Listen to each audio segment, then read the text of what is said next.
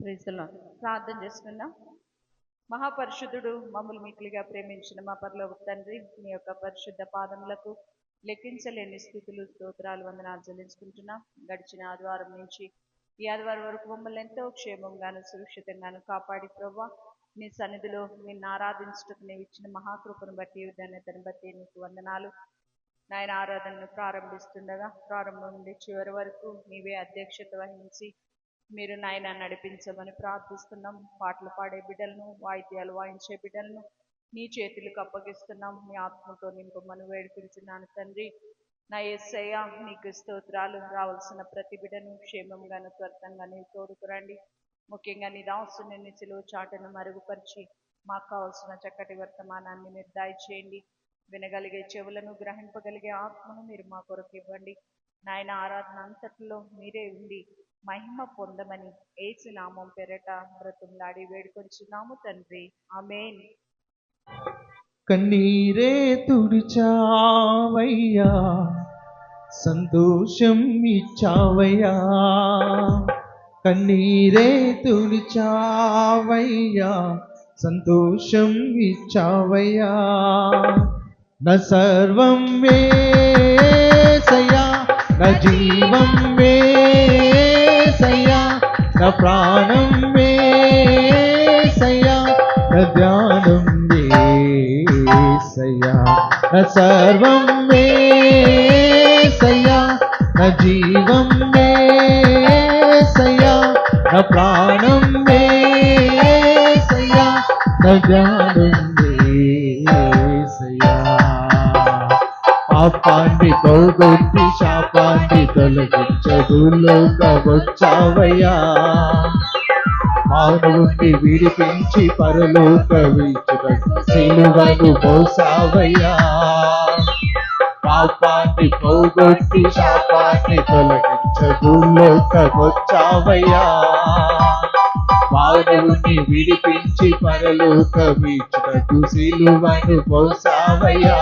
కన్నీరే తొడిచావయ్యా, సంతోషం ఇచ్చావయ్యా. కన్నీరే తుడిచావయ్యా, సంతోషం ఇచ్చావయ్యా. నా సర్వం యేసయ్యా, నా జీవం యేసయ్యా, నా ప్రాణం యేసయ్యా, నా ధ్యానం యేసయ్యా.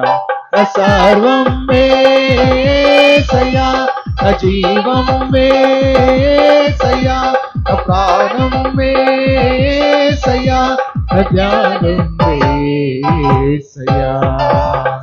బంగారు కోరలేదు, వెండియు కోరలేదు, హృదయాన్ని కోరావయ్యా. ఆస్తియు అడగలేదు, అంతస్తు అడగలేదు, హృదయాన్ని అడిగావయ్యా. బంగారు కోరలేదు, వెండియు కోరలేదు, హృదయాన్ని కోరావయ్యా. ఆస్తియు అడగలేదు, అంతస్తు అడగలేదు, హృదయాన్ని అడిగావయ్యా. వెతకి రాలే నా కోసం వచ్చావయ్యా. వెతకి రాలే నాని నా కోసం వచ్చావయ్యా. నా సర్వం యేసయ్యా, నా జీవం అందరు చెప్పలేరు మనం. నా ధ్యానం యేసయ్యా, నా ధ్యానం యేసయ్యా. నా సర్వం యేసయ్యా, నా జీవం యేసయ్యా, నా ధ్యానం యేసయ్యా, నా ధ్యానం యేసయ్యా. తల్లిని మర్చిన, తండ్రిని మర్చిన యేసయ్య మరువాడయ్యా. బంధువులు విడిచిన, స్నేహితులు విడిచిన యేసయ్య విడువాడయ్యా. తల్లిని మర్చిన, తండ్రిని మర్చిన యేసయ్య మరువాడయ్యా. బంధువులు విడిచిన, స్నేహితులు విడిచిన యేసయ్య విడువాడయ్యా. చేపట్టి నడిపావయ్యా, శిఖరముపై నిలిపావయ్యా. చేపట్టి నడిపావయ్యా, శిఖరముపై నిలిపావయ్యా. నా సర్వం యేసయ్యా, నా జీవం యేసయ్యా, నా ధ్యానం యేసయ్యా,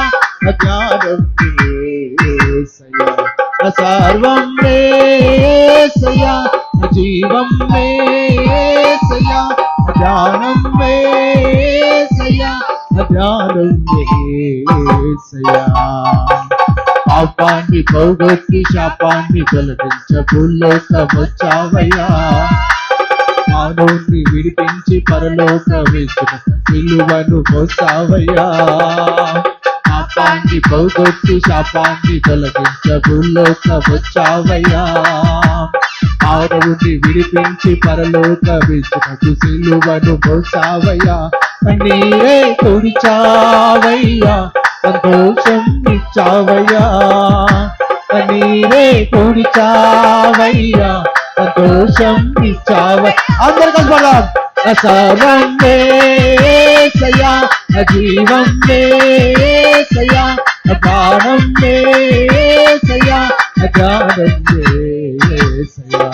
సర్వం యేసయ్యా, జీవం యేసయ్యా, ప్రాణం యేసయ్యా, జ్ఞానం యేసయ్యా. బంగారు కోరలేదు, వెండి కోరలేదు, హృదయాన్ని కోరావయ్యా. ఆస్తి అడగలేదు, అంతస్తు అడగలేదు, హృదయాన్ని అడిగావయ్యా. బంగారు కోరలేదు, వెండి కోరలేదు, హృదయాన్ని కోరావయ్యా. ఆస్తి అడగలేదు, అంతస్తు అడగలేదు, హృదయాన్ని అడిగావయ్యా. వెతకి రాలేనని నా కోసం వచ్చావయ్యా. వెతకి రాలేనని నా కోసం వచ్చావయ్యా. సర్వం యేసయ్యా, జీవం యేసయ్యా, ప్రాణం యేసయ్యా, జ్ఞానం యేసయ్యా. సర్వం యేసయ్యా, జీవం యేసయ్యా, ప్రాణం యేసయ్యా, జ్ఞానం యేసయ్యా. పాపాన్ని పోగొట్టి శాపాన్ని తొలగించ భూలోకమొచ్చావయ్యా. మానవుణ్ణి విడిపించి పరలోక విచ్చుటకు సిలువను మోసావు. అందరం పాపాన్ని పోగొట్టి శాపాన్ని తొలగించ భూలోకమొచ్చావయ్యా. మానవుణ్ణి విడిపించి పరలోక విచ్చుటకు సిలువను మోసావయ్యా. నీరే తుడిచావయ్యా, సంతోషం ఇచ్చావయ్యా. నీరే తుడిచావయ్యా, సంతోషం ఇచ్చావయ్యా. నా సర్వం,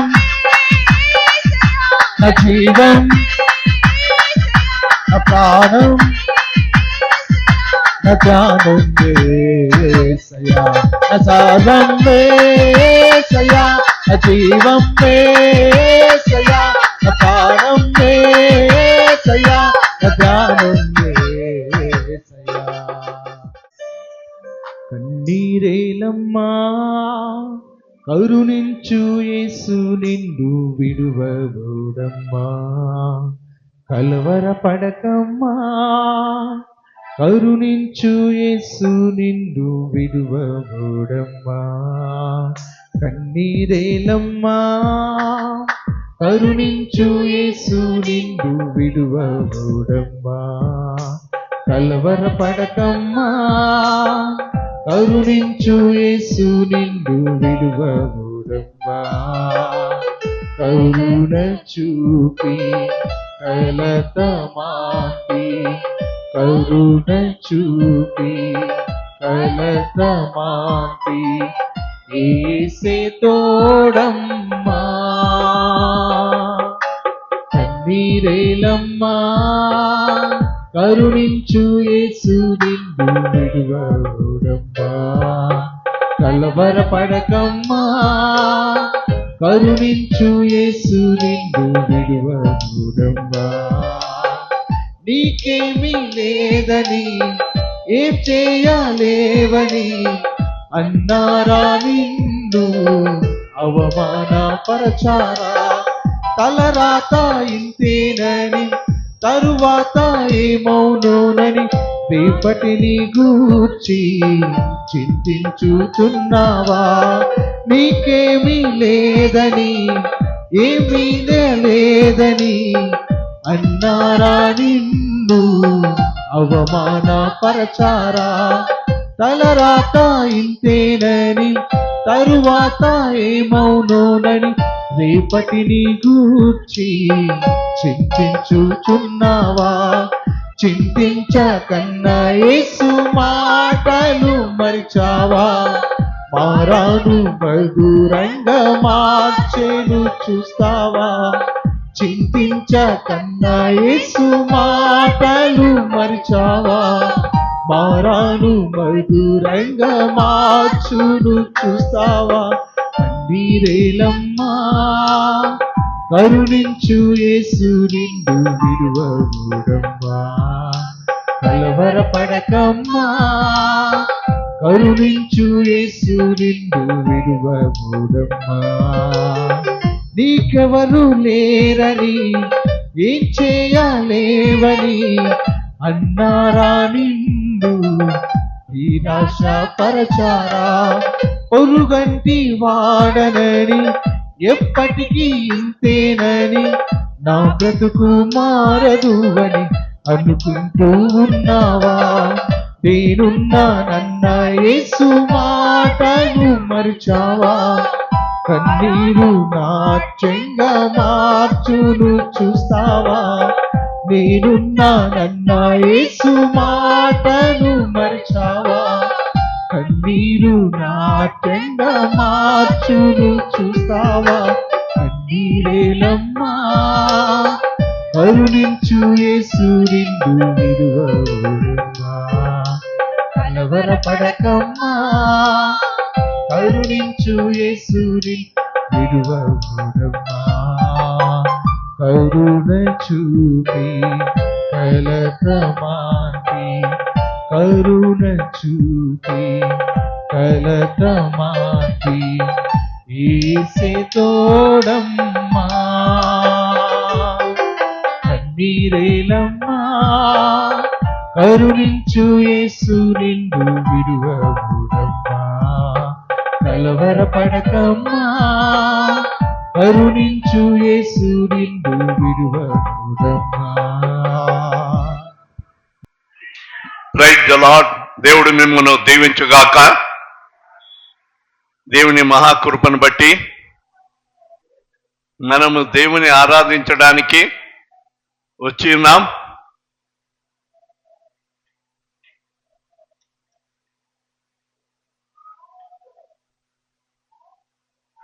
ఈ సమయంలో ముఖ్యమైన ఘట్టము ఏమిటో? ముఖ్యమైన ఘట్టం అంటే దేవుని వాక్యం వినటం.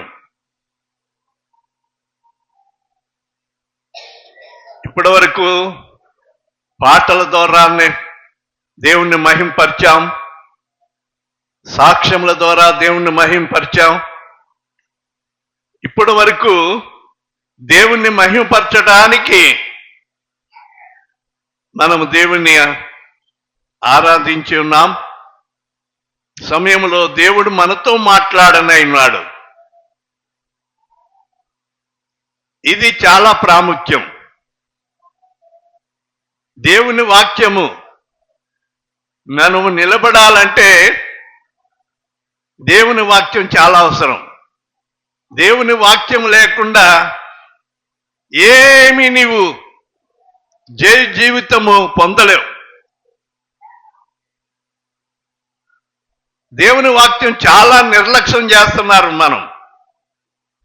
చాలా అన్ని కార్యక్రమాల్లో మనం శ్రద్ధ చూపుతాం, కానీ దేవుని మాటలు వినటానికి వేగురపడాలట.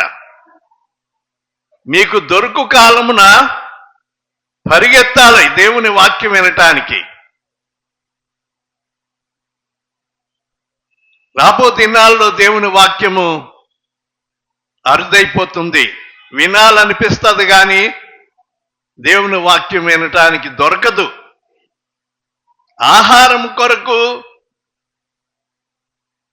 నీళ్ల కొరకు మనము వెతికిలాడినట్లుగా దేవుని వాక్యం కొరకు వెతుకులాడుతామంటండి. అయ్యో, దేవుని వాక్యము వినాలి వినాలి అని మనము వెతికిలాడినప్పుడు దేవుని వాక్యం దొరకదు. దొరికినప్పుడే మనం దాన్ని వినాలి. నీవు ఇప్పుడు నిర్లక్ష్యం చేస్తే అప్పుడు బాధపడతావు. ఈ దినమున క్రొత్త నిబంధన గ్రంథంలో యోహాను సువార్త 15వ అధ్యాయము 1వ వచనము చదవాలని ఆశపడుతున్నాను. నిజమైన ద్రాక్షావళిని నా తండ్రి వ్యవసాయకుడు. చాలండి. ఇది ఇంతకు ముందు విని ఉండొచ్చు.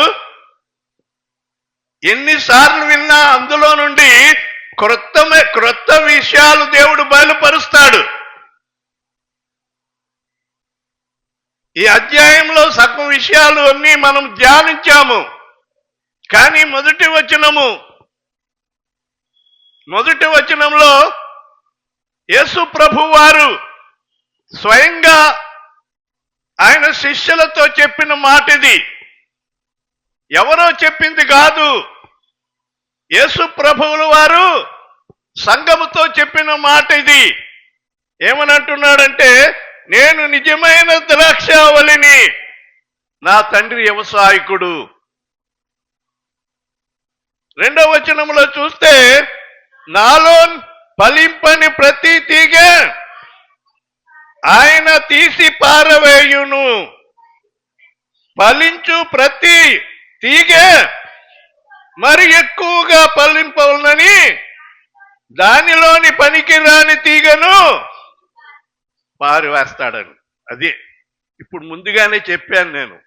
పనికిరాని తీగలు చాలా వేస్ట్గా ఉంటాయి. నేను ఈ ద్రాక్షావళిలో ఉన్నానని చెప్పి అవి అనుకుంటాయి, కానీ అవి ద్రాక్షావళిలో లేవు, పక్కకి తొలగిపోయినాయి. ద్రాక్షావళిలో నుండి ఆ జీవము, ఆ యొక్క మరి పోషక ఆహారములు ఆ తీగలోనికి వచ్చినప్పుడు తీగ ఫలిస్తుంది. ఒక కాండం అంటే చెట్టు. ఆ చెట్టుకి అనేక కొమ్మలు, రెమ్మలు ఉంటాయి. అవి చక్కగా ఫలించాలంటే కాండము, చెట్టు ఫలించదు. చెట్టులో వచ్చిన కొమ్మలు, రెమ్మలు ఉంటాయి, పక్క పక్కన ఎదిగే అవన్నీ దానితో ఉంటేనే ఫలిస్తాయి. అయితే ఇక్కడ నేను చెప్పబోయే మాట ఏమిటంటే,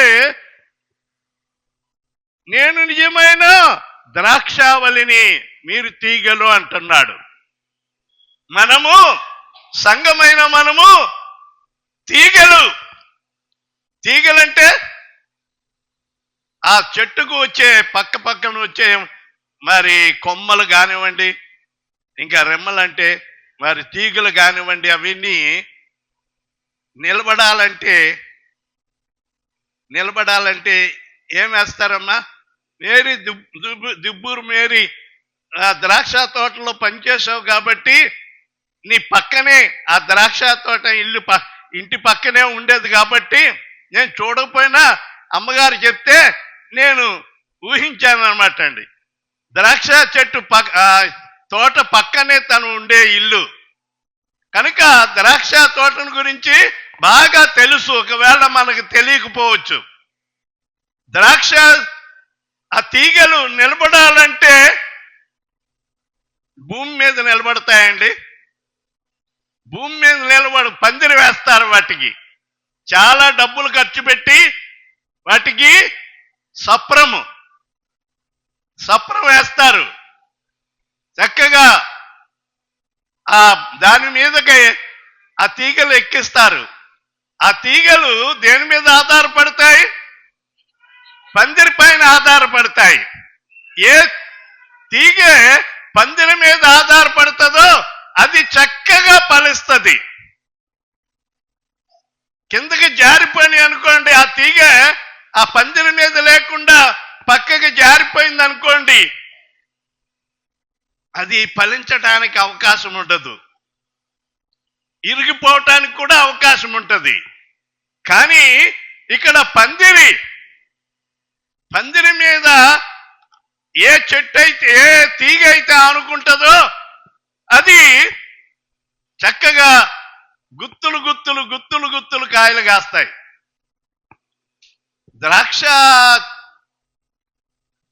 ద్రాక్షాల్లో ఎన్ని రకాలు ఉన్నాయో తెలుసండి? 66 రకాలు ఉన్నాయంట. మనం ఎప్పుడు చూసేవి నల్ల ద్రాక్షాలను, తెల్ల ద్రాక్షాలను. ఏమ్మా, ఎన్ని ద్రాక్షాలు చూసుంటావు నువ్వు? కొన్ని ఎర్ర ద్రాక్షాలు ఉంటాయి, కొన్ని నీలం ద్రాక్షాలు ఉంటాయి, కొన్ని పెద్ద పెద్ద అంతంత ద్రాక్షాలు ఉంటాయి. 66 రకాలు ఉంటాయట. మరి ఆదికాండము నుండి ప్రకటన గ్రంథం వరకు ఈ ద్రాక్ష పంటను గురించే వ్రాయబడింది. ఆదికాండములో నోవాహు జలప్రళయం అయిపోయిన తర్వాత నోవాహు మొట్టమొదట ఆయన భూమిని దున్ని ఏం పంట వేశాడంటే ద్రాక్ష పంటే వేశాడు. విలువైన ద్రాక్ష పంట.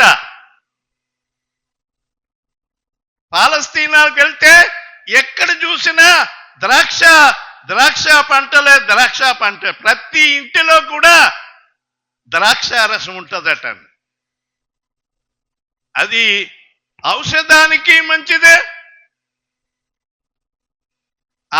మంచి ఆరోగ్యానికి ఇస్తుంది ద్రాక్షారసం. కానీ అది తాగే విధానంగా తాగాలి, కానీ దాన్నే కొన్ని కెమికల్స్ వేసి దాన్ని మత్తు వచ్చేలాగా చేస్తారు. అది తాగితే ఏమండి మరి తాగి పడిపోతారనమాట అండి. వైన్ అంటారు దాన్ని.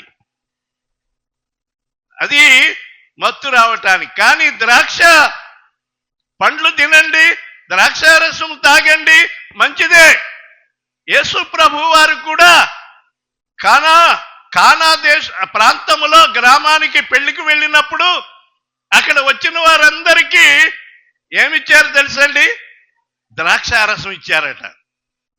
మన పెళ్ళిళ్ళలో ఏం చేస్తారంటే యాసవకాలం అయితే డ్రింకులు ఇస్తారు, ఏమండి, ఇంకా చిన్న చిన్న బాటిల్స్, మరి బిందువులు ఇస్తారు, ఇంకా మరి డ్రింకులన్నీ ఇస్తారు.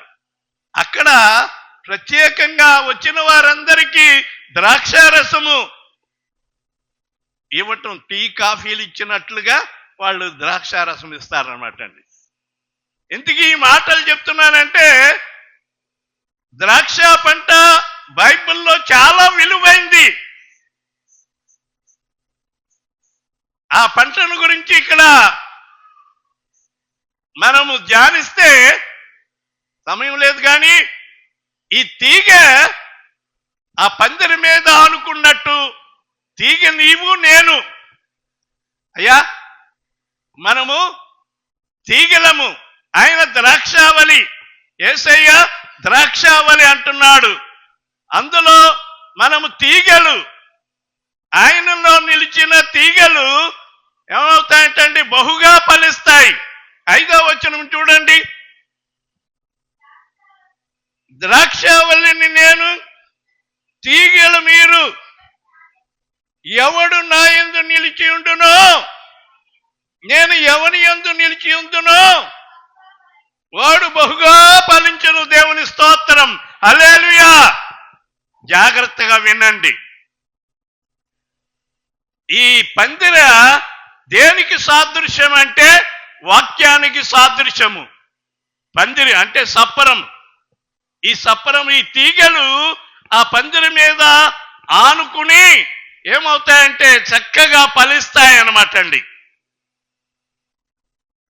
మనము తీగలమై ఉన్నాము. ఆ తీగలు సప్పరం మీద ఆనుకోవాల. అంటే వాక్యం మీద ఆనుకోవాల.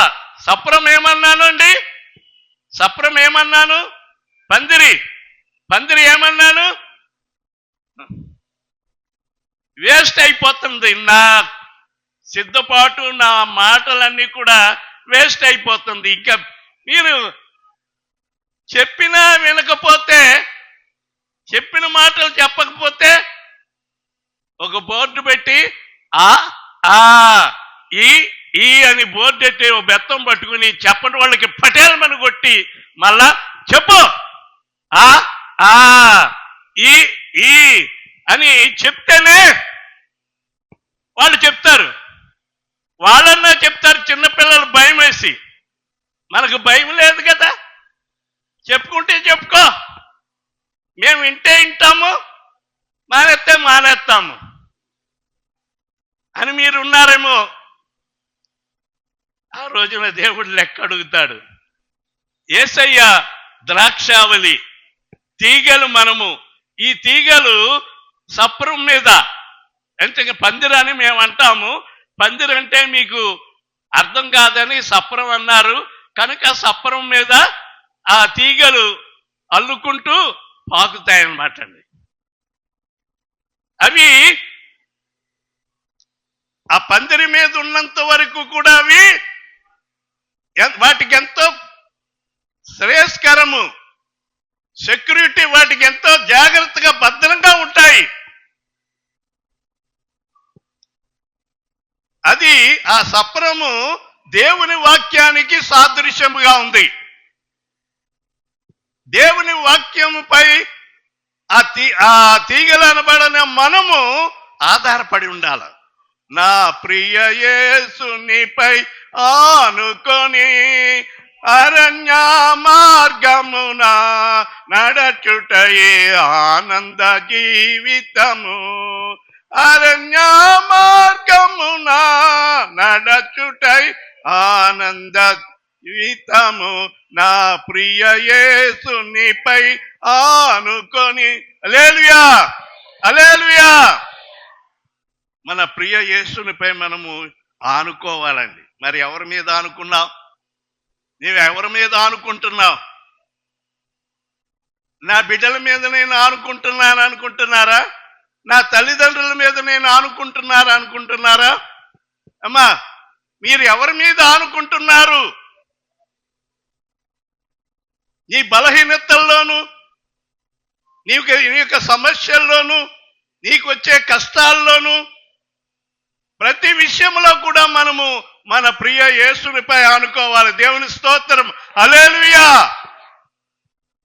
ఈ తీగలు సప్రం మీద ఆనుకున్నట్టుగా మనము యేసయ్య మీద ఆనుకోవాలి. అది నిర్ణయం చేసుకోవాలంతే. నీవు వారి మీద వీరి మీద ఆనుకుంటే ఏమీ ప్రయోజనం లేదు. పాట కూడా పాడాను, మన ప్రియ యేసునిపై ఆనుకోవాలి. యేసే దేవుని వాక్యము, వాక్యమే దేవుడు. యేసయ్యే వాక్యము. ఆయన శరీరధారిగా ఆ వాక్యము ఈ లోకానికి వచ్చింది.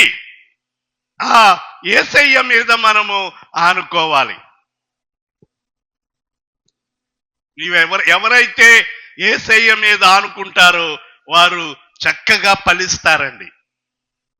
నాలో నిలుచు ప్రతి తీగే బహుగా ఫలించును. దేవుని స్తోత్రం, హల్లెలూయా. ఇక్కడ కొన్ని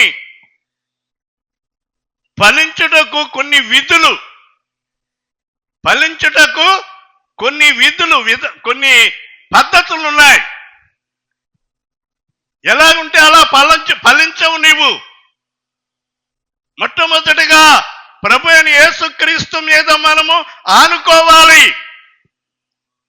ఆయన నిన్ను నడిపించువాడు కాపరి, ఆయన పోషించువాడు, ఆయన మరి కాపరిగా ఉండి నిన్ను నడిపిస్తూ ఉన్నాడు. ఆయనపై ఆధారపడు.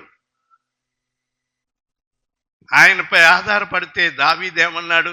యెహోవా నా కాపరి, నాకు లేమి కలగదు, నాకు లేమి కలగదు అంటాడు. అదే మొదటి కీర్తనలో 3వ వచనం చూడండి. అతడు నీటి కాలువల యొర్న నాటబడిన చెట్టు వలె ఉంటాడు, ఆకు వాడక తన కాలమందు ఫలమిచ్చు చెట్టు వలె ఉంటాడట. ఎవరైతే ఆయనపై ఆధారపడతారో వారు. యేసయ్య మీద ఆధారపడు.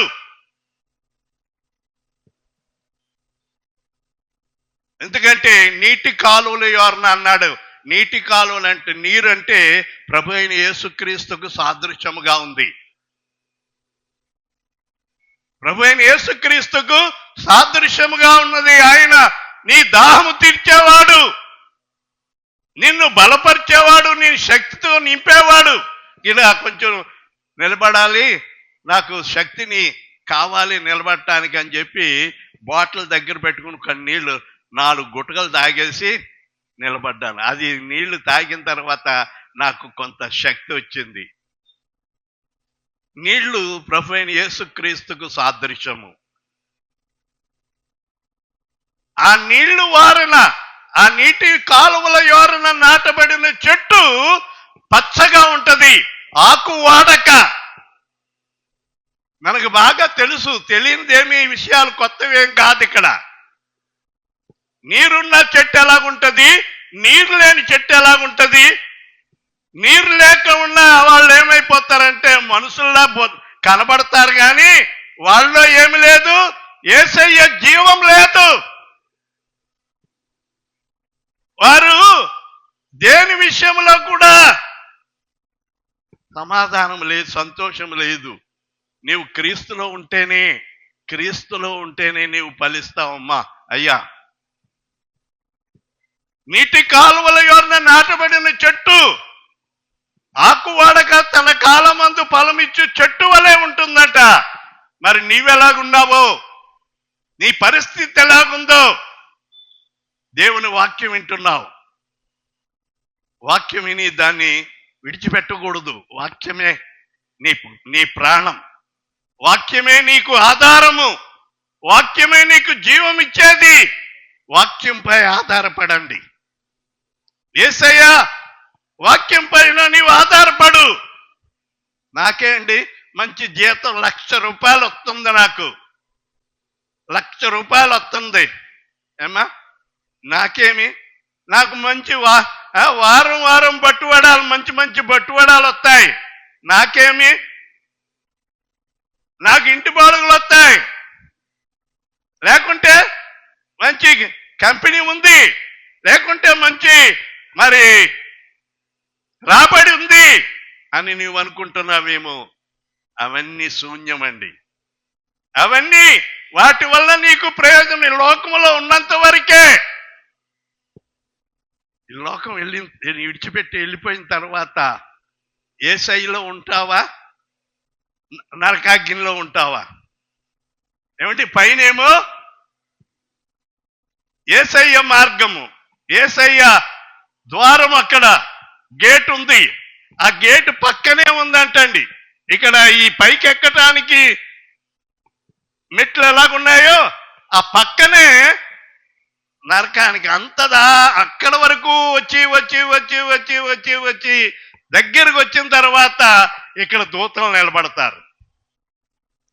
నీ పరిస్థితి అంతా కూడా వాళ్ళకి తెలిసిపోయి వాళ్ళు పుస్తకం తిరగేస్తారనమాట అండి. పుస్తకం తిరగగానే, అమ్మా నీ పేరు లేదు ఇందులో, నీ పేరు లేదు, ఆయన ముద్ర నీకు లేదు. ప్రార్థన అంటే ఇష్టం ఉండదు, ఉపవాసం అంటే ఇష్టం ఉండదు, ఆరాధన కంటే ఎప్పుడో నీకు ఇష్టం వచ్చినప్పుడు వస్తావు. ఏమండి, మరి దేవునికి ఇచ్చేది ఎంతో అంతో ఇస్తున్నావు, అది పెద్ద పూర్తిగా ఇవ్వట్లేదు. 1 నెల ఇస్తావు, 2వ నెల ఎగరగొడతావు. ఇవన్నీ దేవుడు అక్కడ లిస్టులోనే రాసేశాడు. ప్రేమైన వారలారా, అయితే నీవు దేవుల్లో ఉన్నావా? అమ్మా, నీవు దేవుల్లో ఉన్నావా? దేవుని వాక్యం వింటున్నప్పుడు భయముతో వినాలి, వణుకుతో వినాలి. ఎవరైనా అధికారు వచ్చి చెప్తున్నప్పుడు చేతులు కట్టుకుని మరీ వింటావే? ఒక లోకస్తుడు చెప్పే మాటల మీద ఏం చెప్తాడో అని వింటారే. దేవుని మాటలు నిర్లక్ష్యం చేస్తే ఆ రోజున దూతలు ఆపేసి, నీకు ఇందులో ఎంట్రన్స్ లేదు, అదిగో పక్కన ఉంది దారి, అందులోకి పోమని అందులోకి దొబ్బేస్తాడనమాట. అది నరకము. అగ్ని ఆరదు, పొరుగు చావదు.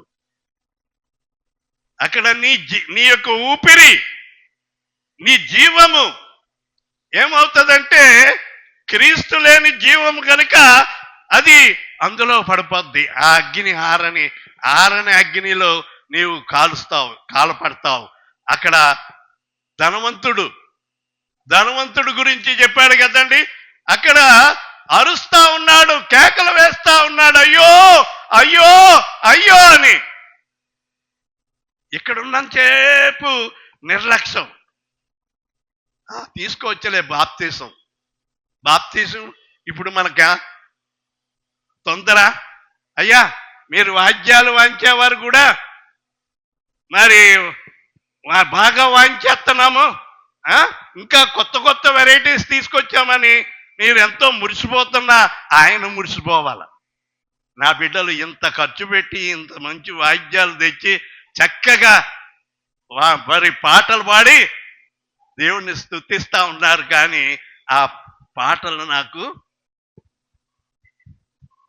ఇనుసొంపు లేదు, ఇంపు లేదు, ఇష్టమైనవి కాదు, రోతగా ఉన్నాయి.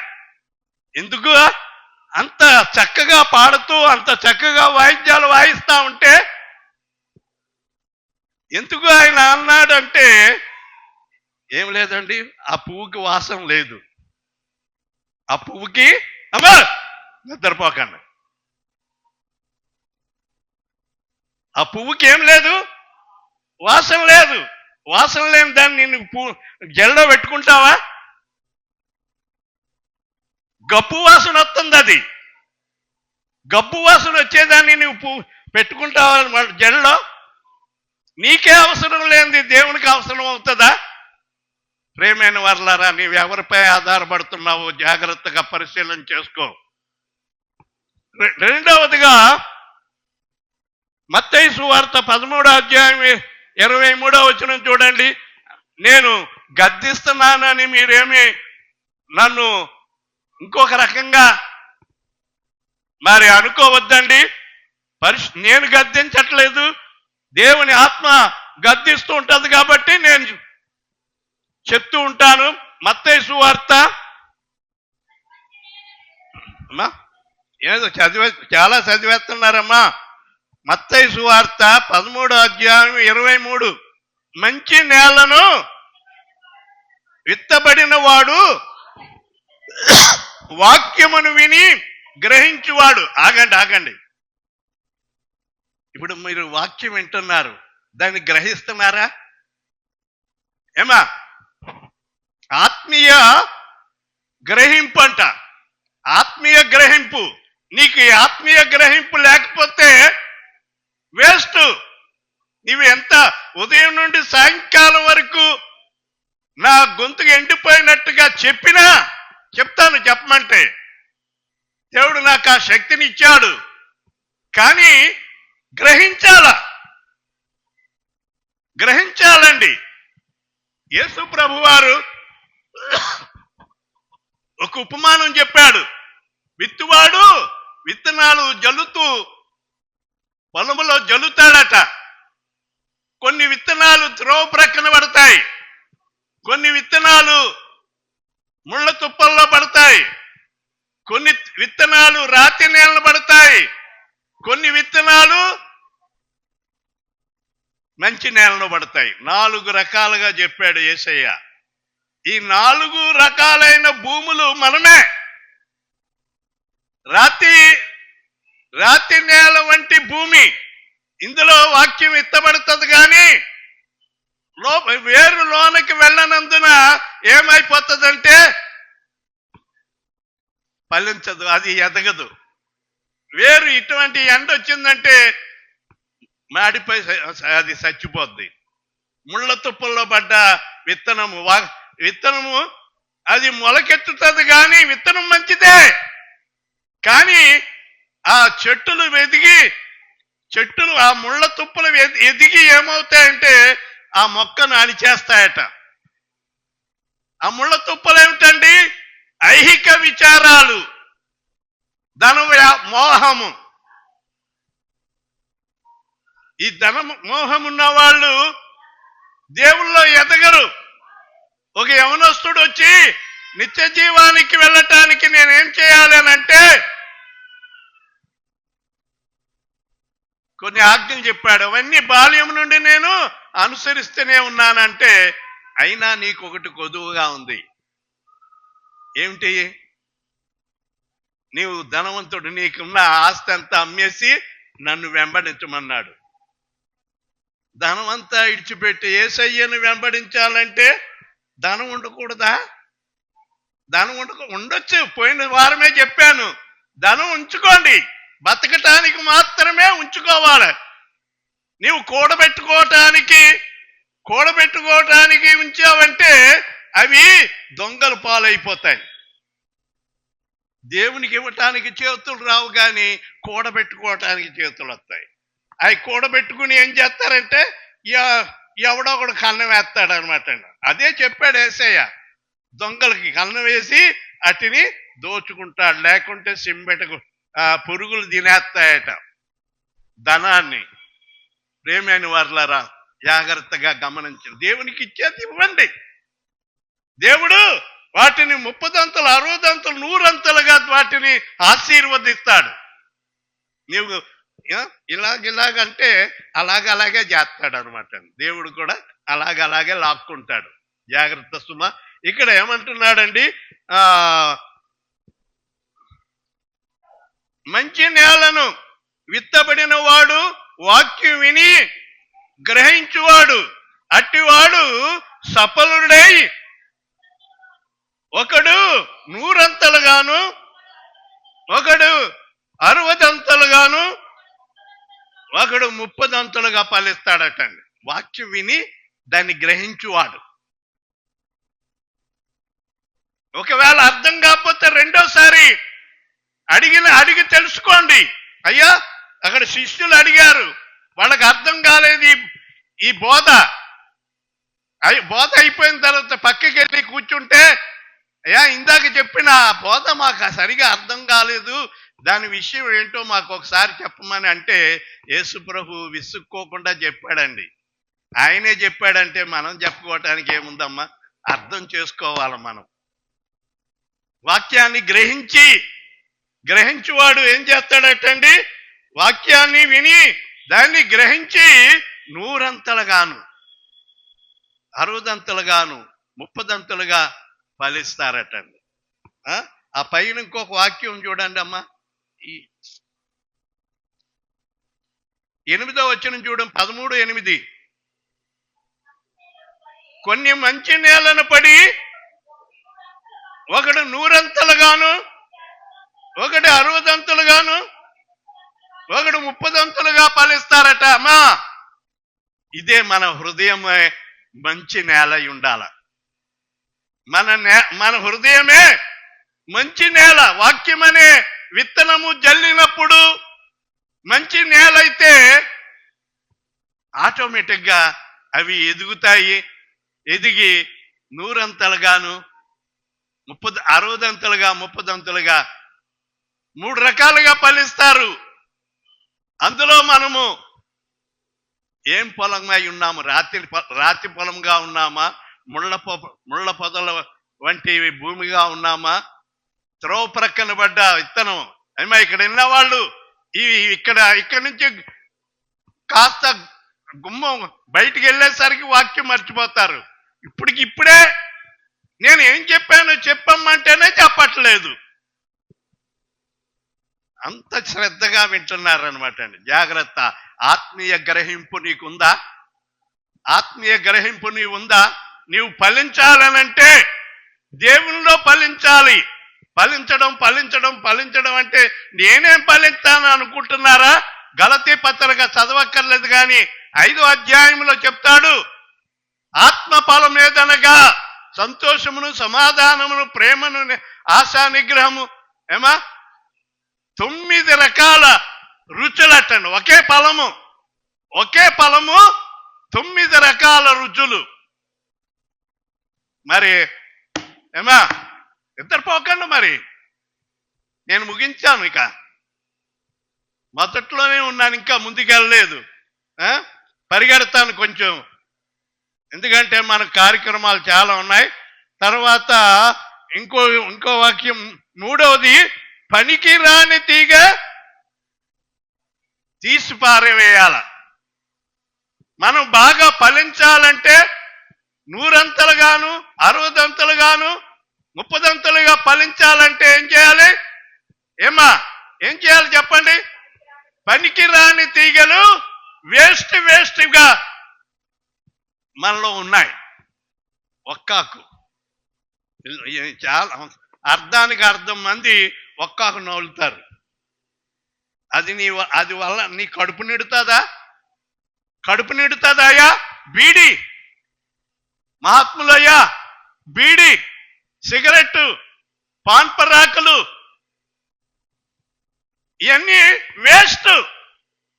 నీ ఆత్మీయ జీవితాన్ని అవి పాడు చేస్తున్నాయి. ఒక్కాకేసుకుని పాన్ పరాకేసుకుని ప్రార్థన చేయగలవా? అసలు మీ అందరిలో కల్లా నేను హీరోని అనమాట అండి. దేనికి? ఈ చుట్ట కాల్చే దానిలో చుట్ట అంటే ఇంత రక్షణలోకి రాకముందు ఇంత కట్ట ఉండేది. జోబిలో ఒక అగ్గిపెట్టి ఉండేది. ఎప్పుడు కాల్చుకోవాలంటే అప్పుడు కాల్చుకోవటం. మళ్ళా పెళ్లి కాకముందు పూల రంగుల్లా తిరిగి నా డబ్బులన్నీ కూడా ఈ చుట్ట ఆ పొగాకుకే సంతలోకి వెళ్ళి మంచి పొగాకు తెచ్చుకుని దాన్ని చక్కగా తీసి ఉండ చుట్టి అవసరమైనప్పుడు అర్ధరాత్రిలో మెలకు వచ్చిన అప్పటికప్పుడు ఒక చుట్టుకుని చక్కగా కాల్చుకుని చెమ్ము నీళ్ళు తాగి మరి పడుకునేవాడు అనమాట. అయ్యి అలాగ తాగి నోరంత గబ్బు. ఎవరన్నా పక్కన నిలబడితే చుట్టకంపు అనమాట అండి. భయంకరం. అంకే కాదు, మా సర్కార్ సైడు ఆ చుట్ట వెనక పెట్టిన ఇక్కడ నుప్పు ఉంటుందా, ఆ నుప్పు లోపల పెట్టి అంటారనమాట. చాలా భయంకరమైన అలవాట్లు. ఇవన్నీ పుట్టుకతో వచ్చినవి కాదు. మన ఎదిగిన తర్వాత దేవునిలో ఉంటున్నాం మనం. వాటిని గతించిన కాలమే చాలు అంటున్నాడు. చూడండి, వాక్యం చదువుదాం. యోహాను సువార్త ఇందాక 15వ అధ్యాయంలో 2వ వచనము. నాలో ఫలింపని ప్రతి తీగే, నాలో ఫలింపని ప్రతి తీగను ఆయన తీసి పారవేయును. ఫలించు ప్రతి తీగ మరి ఎక్కువగా ఫలించవలనని దానిలోని పనికి రాని తీగలు తీసి పాడేస్తాడటండి. ఆయన తీసేదాకా నీవు ఉంటే దేవుల్లో ఎదగలేవు. ఆయన ఎప్పుడో తీస్తాడు. కానీ నీవు బాగా ఫలించాలి అనంటే ముందుగానే నీకు తెలుసు. ఆయన చెప్పక్కర్లే, వాక్యం ద్వారా నిన్ను దర్శిస్తున్నాడు, వాక్యం ద్వారా నీతో మాట్లాడుతున్నాడు. పనికిరాని ఒక్కాకు, పనికిరాని బీడి, పనికిరాని సారా కళ్ళు తాగి నీ గుండె చెడిపోతుంది.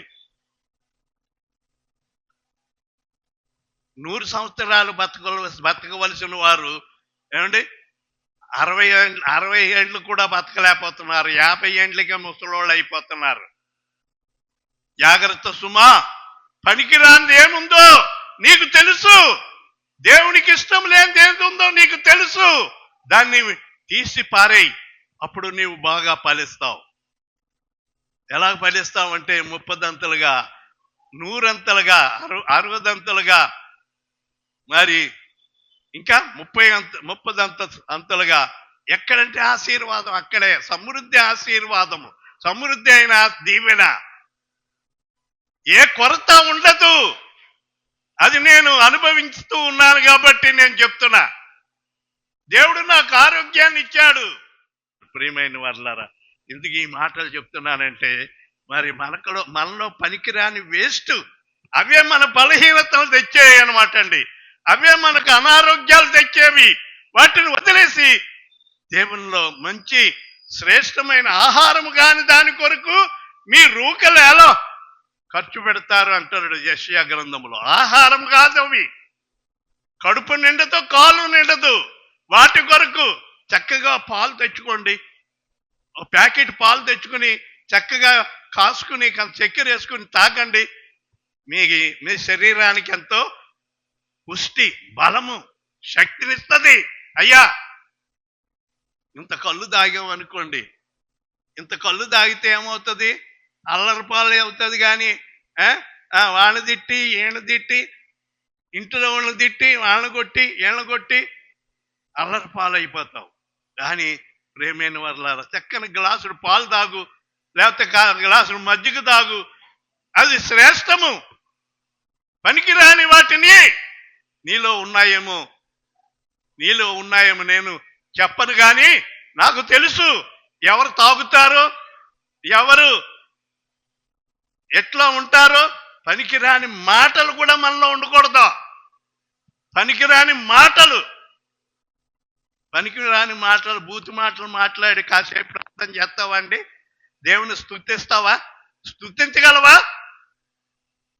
పనికిరాని వ్యక్తులుగా మనం ఉండటానికి వీల్లేదని చివరిగా ఒక మాట చెప్పేసి నేను ముగించేస్తానంటే,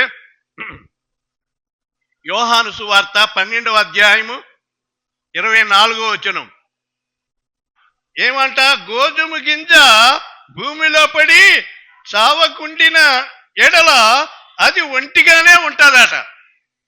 ఒక చిక్కుడు గింజ కానీ, ఒక బీర గింజ కానీ, ఏదైనా ఒక విత్తనము భూమిలో వేసినప్పుడు అమ్మా అది ఏమవ్వాలి? చావాల.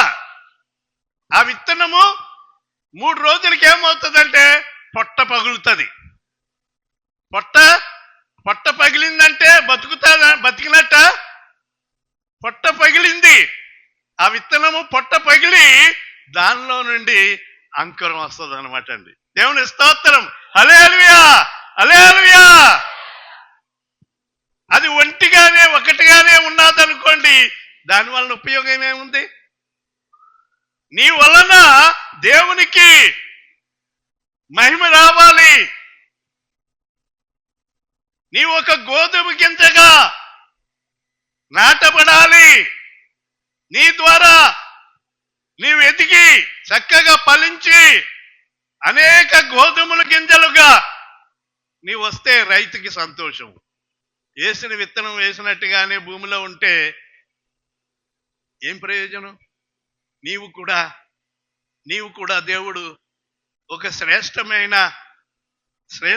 దానిగా దేవుడు నిన్ను శ్రేష్టమైన వాడిగా నిన్ను ఎన్నుకున్నాడు. ఆయన ఒక విత్తనముగా, గోధుమ విత్తనముగా నిన్ను ఎన్నుకున్నాడు. ఆ విత్తనము ఏమండి భూమిలో వేశాడట. అది పగిలి చచ్చి అది ఏమైందంటండి, దానిలో నుండి ఒక మొలకొచ్చింది. అదే ఇక్కడ దాని భావము చూసారా? అది చచ్చిన ఎడల విస్తారముగా ఫలించును. ఆ గోధుమ గింజ చావాలి. నీవు దేవుణ్ణి నమ్మావంటే నీ ప్రాచీన జీవితం చంపుకోవాలి. క్రీస్తు కొరకు వాటిని ఏం చేయాలి? విడిచిపెట్టాలి. క్రీస్తు కొరకు వాటిని చంపుకోవాలి. ఎలాగయ్యా? మీరు అంత చుట్లు కాల్చేవారు కదా, అంత చుట్లు కాల్చేవాళ్ళు ఎలాగా మానేశారు? ఎలాగ మానేశారంటే క్రీస్తు కొరకు. దేవుడు నన్ను వాడుకోవాలంటే, దేవుడు నన్ను వాడుకోవాలంటే వాటిని విడిచిపెట్టాను. క్రీస్తులో నేను నా పాత అలవాట్లన్నీ చంపుకున్నాను, నా పాత పద్ధతులన్నీ చంపుకున్నాను. అమ్మా, యవనస్తులుగా ఉన్నప్పుడు దేశాలు తిరిగేశాను. ఎక్కడికి వెళ్ళాలంటే అక్కడికి వెళ్ళిపోయి అన్నీ తిరిగేశానండి. కానీ ఏమీ ప్రయోజనం లేదు. చాలాసార్లు చెప్తా ఉంటాను, 5 పైసల కొరకు రోడ్లన్నీ వెతికానండి, 5 పైసల కోసం. ఎందుకయ్యా 5 పైసలు అంటే, వారం రోజుల నుంచి చుట్టలేదు, వారం రోజుల నుంచి అది ఏమంటారు, జర్దా వేసి కిల్లి ఇస్తారు. అది వేసుకుంటే సారా తాగిన దానికంటే మొత్తం తిరిగిపోద్ది అనమాట అండి. మొత్తం భూమి అంతా తిరిగిపోతుంది. కిల్లి నీవేసుకుంటే భూమి తిరిగిపోతామండి. నీ ముఖం భూమి తిరగదు, మొత్తం నీవే తిరిగిపోతావు, నీ బుర్ర. ప్రియమైన వర్లారా, అల్లరిపాలు అదంతా కూడా వేస్ట్. దానివల్ల ఏమీ లాభం లేదయ్యా. దేవుని మాటలు విను, యేసయ్యను చేర్చుకో, యేసయ్య మీద ఆధారపడు. యేసయ్య మీద ఆధారపడితే యేసయ్య మనల్ని హెచ్చిస్తాడు, మన కుటుంబాన్ని హెచ్చిస్తాడు. మన ఆర్థిక బాధలన్నీ తీసివేసి మనల్ని వర్ధిల్ల చేస్తాడు. ఒకసారి దావీదోసారి సాక్ష్యం చెప్పాడు. బాప్తీసం తీసుకోవటానికి వచ్చాడట. యోబులో ఏముంది, బీడి కట్ట ఉందంట, అగ్గిపెట్టిని బీడి కట్ట ఉందంట. నాకు చెప్పాడు. అది ఎక్కడంట, అక్కడ ఈ ఎదురు ఉన్నాయి కదండి, అక్కడ ఒక రాళ్ళు ఉంటే ఆ రాళ్ల కింద పెట్టాడట. అగ్గిపెట్టిని ఈ బీడి కట్ట అందులో పెట్టాడట బాప్తీసం తీసుకునే రోజు. అయితే అమ్మా వినండి, ముగించేస్తాను. బాప్తీసం తీసేసుకున్నాడు. మళ్ళా ఆ పెట్టిన అగ్గిపెట్టికిని ఈ బీడీ కట్ట దగ్గరికి వెళ్ళాడట. పడేమని ఎవడో కొట్టాడట. ఎవరా అని చూసాడంటే ఎవరో కదంట. ఇంకా అది అక్కడే పడేసి సైలెంట్గా వచ్చేసాడు. అవునంటావా కాదంటావా దావీదా? చెప్పు. అలాంటి కొంతమందికి బుద్ధి అన్న వస్తుంది. అప్పటి నుండి ఇప్పటి వరకు కళ్ళు తాగడం, బీడీ తాగడం, మళ్ళా ఎక్కడ లెంప మీద కొడతాడు అని దేవుడు మానేశాడు అనమాట.